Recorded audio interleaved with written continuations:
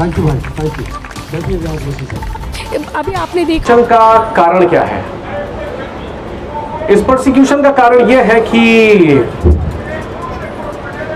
हम लोग इतने बटे हुए हैं, वो सबको पता है। आमीन। और इससे पहले कि कुछ मूवमेंट आए या शुरू हो, उससे पहले हम लोगों में गुटबाजियां इतनी हो जाती हैं, हम लोग के इलाके इस तरीके से बढ़ जाते हैं कि बजाय इसके कि हम एक दूसरे को सराहें, एक दूसरे के गिफ्ट्स और एक दूसरे के टैलेंट्स को हम अप्रिशिएट करें, हम लोग गुटों में बढ़ जाते हैं।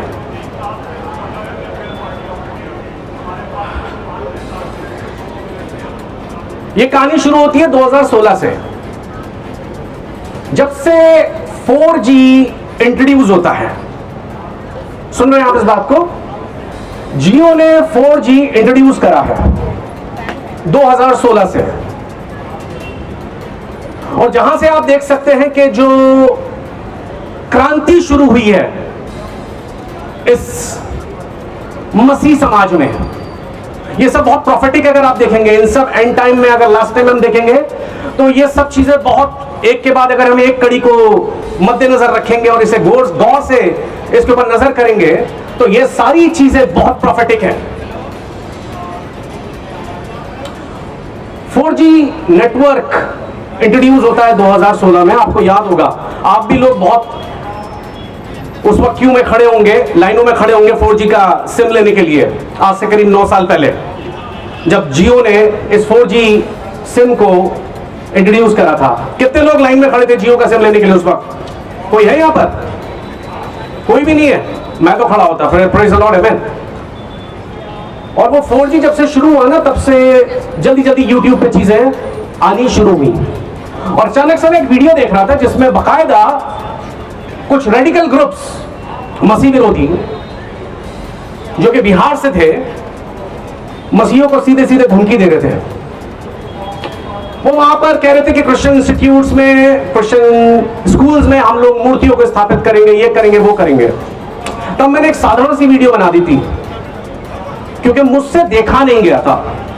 मेरा प्रभु जानता है इस वक्त मैं यहां पर मौजूद हूं, अगर मेरे उस वीडियो को बनाने का कुछ और एजेंडा या वजह हो तो मैं जीवन में कभी कभी दूसरी कोई वीडियो ना बनाऊं। मैंने जब उस वीडियो को देखा तो मेरे अंदर एक प्रभु के लिए जलन आई। मैंने कहा इनमें हिम्मत कैसी हुई ये बात बोलने की? ये कैसे इस तरीके से हमें बता सकते हैं और कह सकते हैं? ये कैसे हमें वर्शिप करने से रोक सकते हैं? उस वीडियो को बनाने के पीछे मेरा कोई एजेंडा नहीं था। उस वीडियो को बनाने के पीछे मुझे यह भी नहीं पता था कि वायरल होगी या नहीं होगी। ये वायरल शब्द मुझे पता भी नहीं था उस वक्त।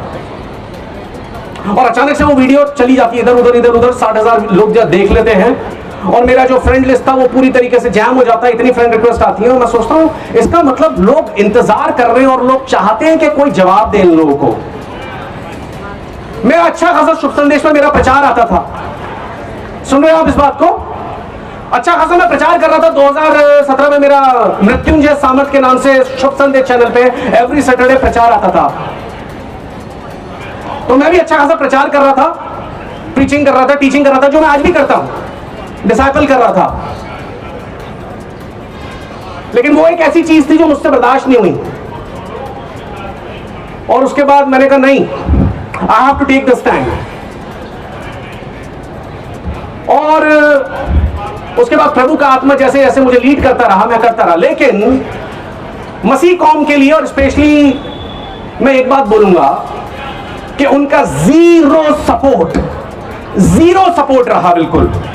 जो सबसे ज्यादा विडंबना की, एक आयरनी की बात है, किसी भी चर्च में, किसी भी ऑर्गेनाइजेशन में जिस दिन परसिक्यूशन होता है उस दिन उन्हें लगता है कि परसिक्यूशन आया है। जिस दिन पर्सनली उनको परसिक्यूशन से गुजरना होता है उस दिन उन्हें लगता है कि परसिक्यूशन हो रहा है। जब उनकी स्टेट में या उनके चर्च में या उनके इंस्टीट्यूट में परसिक्यूशन होता है तब जाकर वो जागते और उन्हें लगता है कि परसिक्यूशन एग्जिस्ट करता है। और ये सॉफ्ट टारगेट आज से नहीं है। हम लोग एक फिजिकल परसिक्यूशन हो रहा है जो किसी पास्टर के साथ हो रहा है, किसी बिलीवर के साथ हो रहा है, उनको पीटा जा रहा है, वायलेंस का इस्तेमाल हो रहा है। पर आपको पता है एक साइलेंट परसिक्यूशन हो रहा है, और ये साइलेंट परसिक्यूशन कई सालों से हो रहा है मसीह कौम में। ये राजकुमार साहब, राज कपूर के जमाने से हो रहा है, राज कपूर साहब के जमाने से। उन्होंने क्रिश्चियन लड़की दिखा दी, घुटने से 3 इंच ऊपर स्कर्ट पहने हुए, बाप बिल्कुल पक्का शराबी दिखा दिया मूवीज के अंदर। और इन बातों को मैं बार बार मूवी में बताता आया हूं मैं, क्योंकि बचपन में जब मूवीज देखता था तो मेरे डैडी मुझे बताते थे, देखो बेटा एक गरीब क्रिश्चियन लड़की दिखाएंगे, दारूबाज उसका आदमी, इसका बाप दिखा देंगे, और एक अमीर दिखा देंगे, इसका बॉयफ्रेंड या इसका मंगेतर हिंदू है जिससे शादी करेगी। अरे यही इनका क्या है, स्टीरियोटाइप। ये कभी किसी अच्छे जेंटल बंदे को नहीं दिखाएंगे कि जो क्रिश्चियन हो। साइलेंट परसिक्यूशन एक लंबे वक्त से चल रहा है, और मैं इन चीजों को नोट करने लगा कि हम लोगों को दिखाते कैसा है। समझ रहे हैं आप इस बात को? प्रेज़ द लॉर्ड, आमीन। और ये सब चीजें ऐसे होने लगी कि ये चीजें बर्दाश्त नहीं हुई। मैंने कहा यार हमसे बर्दाश्त नहीं हो रही, दूसरे क्यों इस बात को बर्दाश्त कर लेते हैं आराम से। पिछले 4 पीढ़ी से, 4 जनरेशन से हम लोग क्रिश्चियंस हैं, तो यीशु का जो नाम है ना वो खून में बहता है।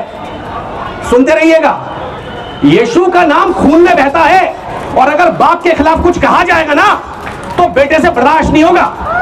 हमसे अच्छे कुत्ते होते हैं, जब मालिक पे कोई आता है तो वो भौंकते हैं। मेरे प्रभु के लिए ऊपर कोई बात आती है तो हम भौंक नहीं पाते, थोड़ा सा भौंक नहीं पाते, थोड़ा सा घुरा नहीं पाते, हमसे ज्यादा बेहतर कुत्ते हैं। अरे एक बाइबल में कहा लिखा है कि ये लोग प्रोटेस्ट करो, ये करो, वो करो। तुम्हारे घर को अभी बुलडोजर से तोड़ा जाए तो अभी तुम सारी हदें पार कर दोगे। किसी माँ के सामने उसके बच्चे को कोई गाली देगा तो वो माँ ये नहीं सोचेगी बाइबल में लिखा है या नहीं लिखा, वो सामने से आ जाएगी, क्योंकि उसके साथ वो इमोशनली कनेक्टेड है।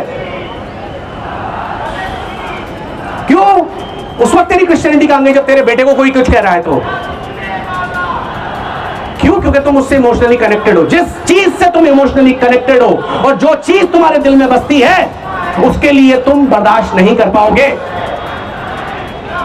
आमीन। और मैं अपने बार बार वीडियोस में इस चीज को बताता आया हूं कि ये जो भी कुछ इंडिया में हो रहा है क्रिश्चियंस के खिलाफ, ये बात गुप्त में नहीं है, ये इंटरनेशनल प्लेटफॉर्म पे जा रही है। और ये आप देख रहे हैं, इसका प्रभाव पड़ रहा है। अमेरिकन कांग्रेस बार बार वहां पर बता रही है कि ह्यूमन राइट्स को बहुत बुरी तरीके से उनका हनन हो रहा है इंडिया में। ये 50% टैरिफ ऐसे ही नहीं बढ़ गए इंडिया में, ऐसे ही नहीं लगा दिए। बार बार इंडिया की रिपोर्ट जा रही है कि किस तरीके से यहां पर गैर मसीहों को, किस तरीके से यहां पर मसीहों को, माइनॉरिटीज को सताया जा रहा है। ह्यूमन राइट्स का बार बार यहां पर हनन हो रहा है, और उसका असर और उसका प्रभाव दिख रहा है। हम इस चीज से खुश नहीं है। कोई भी फैसला, कोई भी चीज देश के खिलाफ जा रही है तो यकीन मानिए हम इस चीज को सपोर्ट नहीं करते, पर हां उसके आफ्टर मैथ, उसके कॉन्सिक्वेंसेस आएंगे। देश की इमेज, देश का जो एक उसकी छवि है वो खराब होगी ही होगी। मैं अचानक से एक मॉल में था, गौर से सुनिएगा। मैं एक मॉल में था और वहां पर बताएं मैं क्या देखता हूं।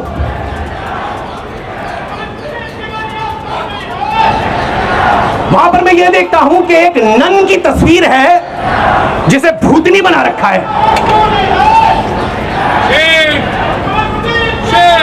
उसे भूतनी बना रखा है और क्रॉस उसके गले में है। और मैं जब उसमें प्रोड्यूसर का नाम पढ़ता हूं या डिस्ट्रीब्यूटर का, तो कोई मिस्टर राकेश सावंत थे।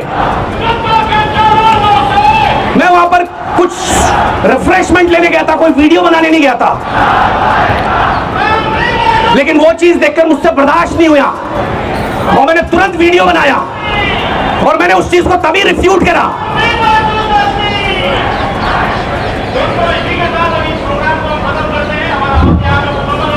वो वीडियो जो वायरल हो गया तो मेरे पास राकेश सावंत का मैसेज आता है इनबॉक्स में, कह रहा हाँ एंजल भाई मैं राकेश सावंत बोल रहा हूं। मैंने कहा जी नाइस टू मीट यू, बताएं। कह रहे आपने वीडियो डाली उसे डिलीट कीजिए वरना मैं आप पे कोर्ट केस कर दूंगा। मैंने कहा क्यों कर देंगे? कह रहा आपने मेरी मूवी के खिलाफ ऐसे बनाया, मैं ही हूँ राकेश सावंत और मैं राकेश सावंत का सगा भाई हूँ। उन्होंने मेरा नंबर मांगा, मैंने अपना नंबर दिया, मैंने कॉल कीजिए, कॉल पे बात करते हैं। कह रहे मैं आप पे कोर्ट केस डाल दूंगा। आपने इस तरीके से मेरी इमेज को डिफेम किया है सोशल नेटवर्किंग पे। मैंने कहा कोर्ट केस तो आप पे करना चाहिए, आप क्रिश्चियन सेंटिमेंट्स को